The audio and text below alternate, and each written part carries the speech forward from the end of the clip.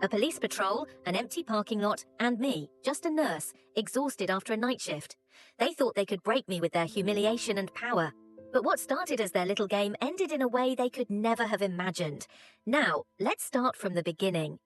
You know, life has a funny way of making you feel like you're the main character one moment and a total extra the next. For me, that shift happened on what I thought was just another late night after work. My name's Lauren, 34 years old, and I'm a nurse. Sounds noble, right? Yeah, well, nobility doesn't pay the bills or stop your feet from screaming after a 12-hour shift. So there I was, dragging myself through the dimly lit parking lot of the hospital. The flickering streetlights above were doing their best impression of a cheap horror movie set. My car, nothing fancy, just a beat-up sedan that I affectionately called Old Faithful, was parked way in the back. Why? Because apparently hospital staff parking is a cruel joke played on those of us who spend our days saving lives. I was fumbling in my bag for my keys when I noticed a patrol car creeping through the lot. You know the kind, the obnoxiously bright headlights and the quiet hum of authority. I didn't think much of it at first, probably just bored cops doing their rounds.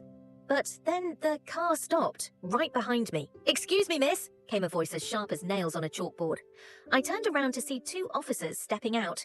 One was tall, broad-shouldered, and wore his badge like it was a crown. Let's call him Officer Ego.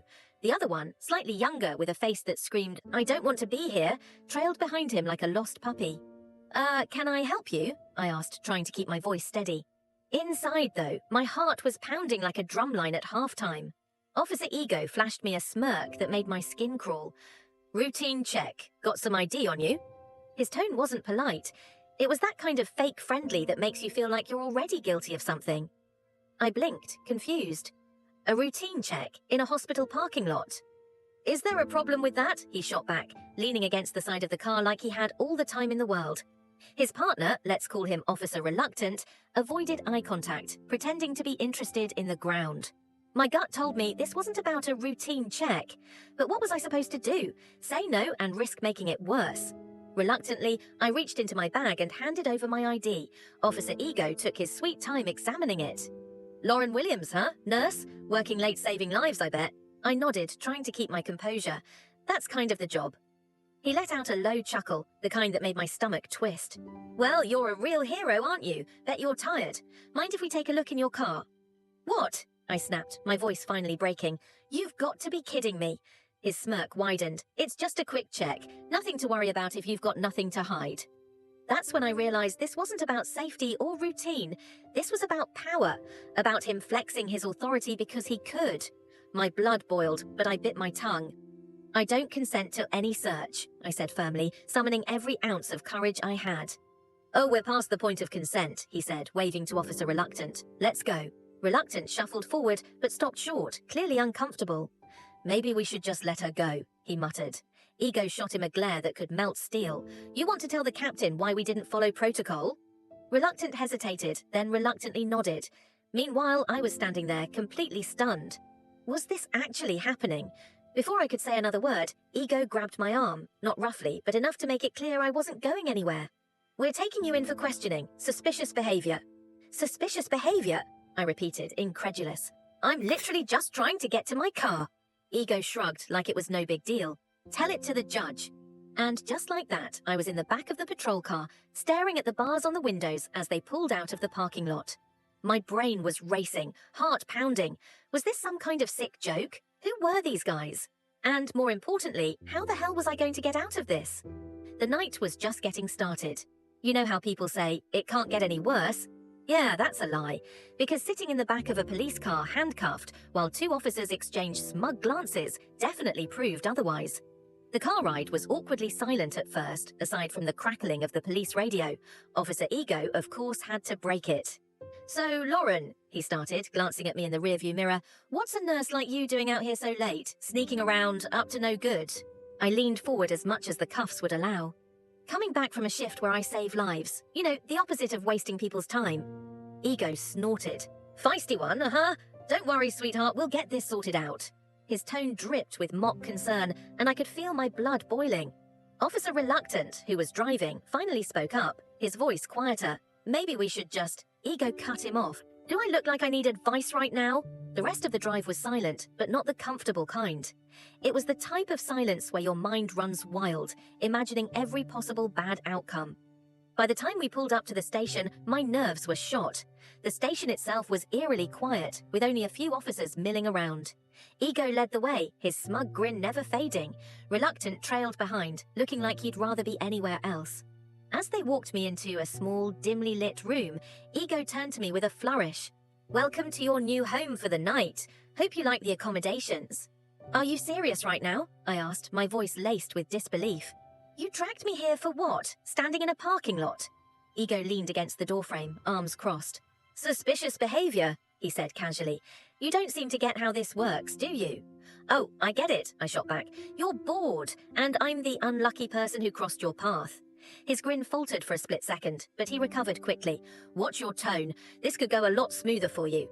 Reluctant cleared his throat, his discomfort obvious. "Maybe we should just let her make a phone call." Ego glared at him but didn't argue. Instead, he turned to me. "Fine, one call, make it count." I sat in the room, the old rotary phone in front of me, feeling like something out of a black and white movie. My fingers trembled as I dialed. The line rang, and for a moment I feared no one would pick up. Then a familiar voice answered it. "James?" I said, my voice barely above a whisper. "Lauren?" my husband replied, his tone instantly concerned. "What's going on?" I quickly explained the situation, my words tumbling over each other. James was calm, his voice steady. "Stay where you are, I'm coming." Hanging up, I felt a wave of relief mixed with anxiety. I didn't know what James could do, but at least someone was on my side. Still, I had no idea how this would play out. Back in the holding room, Ego was waiting, arms crossed. "All done? Good, now sit tight." I sat on the cold bench, the silence wrapping around me like a suffocating blanket. My mind raced. What was taking James so long? Why were these officers acting like this? Ego returned after a while, looking even more smug than before. "You know," he began, pacing the room, "I've seen a lot of people try to play the victim card. Doesn't work. Just a tip for next time." Before I could respond, the door opened and Reluctant peeked in. Someone's here to see her." Ego rolled his eyes. "Who?" Reluctant hesitated. "Her husband?" Ego laughed, the kind of laugh that made me want to throw something. "Oh, this should be good." The door opened wider and in walked James, dressed in his police captain uniform. For the first time that night, Ego's smirk vanished. The moment James walked in, the room's temperature dropped about 10 degrees. You know that saying, the calm before the storm? Well, James was the storm.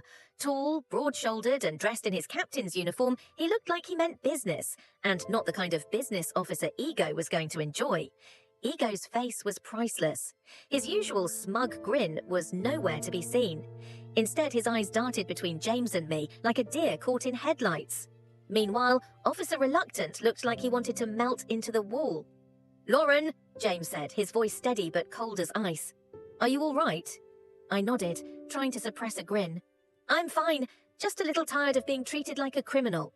James turned to Ego, his jaw tightening. "Care to explain why my wife is sitting in a holding cell?" Ego cleared his throat, attempting to regain some semblance of authority. "Captain Williams, we were just, conducting a routine check. She was acting suspicious." James raised an eyebrow. "Suspicious? She's a nurse coming off a late shift. What exactly was so suspicious?" "Well, you know," Ego stammered, clearly struggling to come up with an excuse. "It's protocol to, investigate unusual activity." "Unusual activity?" James repeated, his tone dripping with disbelief. "So you decided to detain her without cause and bring her here instead of, I don't know, doing actual police work?" Reluctant, to his credit, tried to intervene.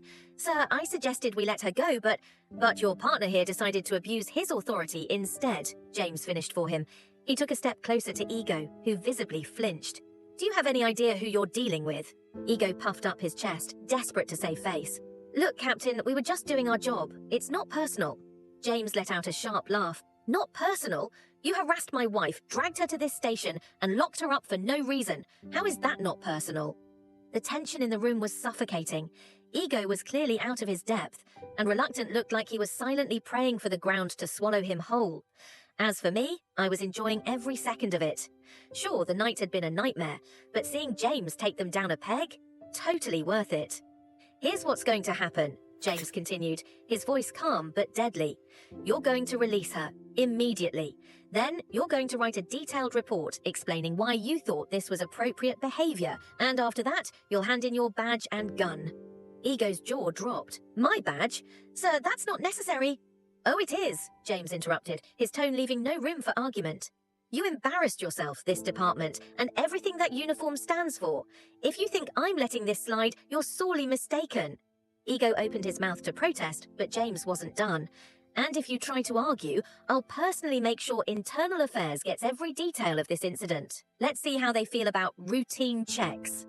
The silence that followed was deafening. Reluctant quickly moved to unlock my cuffs, muttering a shaky apology as he did. I stood up, rubbing my wrists, and couldn't resist throwing Ego a sweet smile. Thanks for the hospitality, I said, my voice dripping with sarcasm. It's been a real treat. James turned to me, his expression softening. Let's go. As we walked out of the station, I couldn't help but glance back. Ego was standing there, looking like his entire world had crumbled around him. Reluctant was avoiding eye contact, probably regretting every life choice that had led him to this moment. Once we were outside, I let out a breath I didn't realize I'd been holding. You know, I said, looking at James, I was handling it just fine. He smirked. I could tell, but I figured you'd appreciate the backup. Backup? I teased. You were the cavalry. We got into the car, and as James drove us home, I couldn't help but think about how the night had unfolded. Sure, it had started out as a nightmare, but in the end, justice had been served. And as far as I was concerned, that was a win. Lauren, James said after a while, his tone lighter now. Next time, call me before you end up in the back of a patrol car. I laughed. A deal, but next time make sure it's someone else's husband that scares the life out of them. James shook his head, chuckling as we pulled into the driveway. The night may have been rough, but one thing was clear. Sometimes the tables turn faster than you think. What would you have done in James's place? How do you think this situation should have been handled? Share your thoughts in the comments below. Have you or someone you know ever experienced anything similar? Let's talk about it. Your opinion matters. If this story resonated with you, don't forget to hit that like button and share it with others. This story was created to shine a light on important issues and inspire positive change. Together, we can make the world a better, fairer place.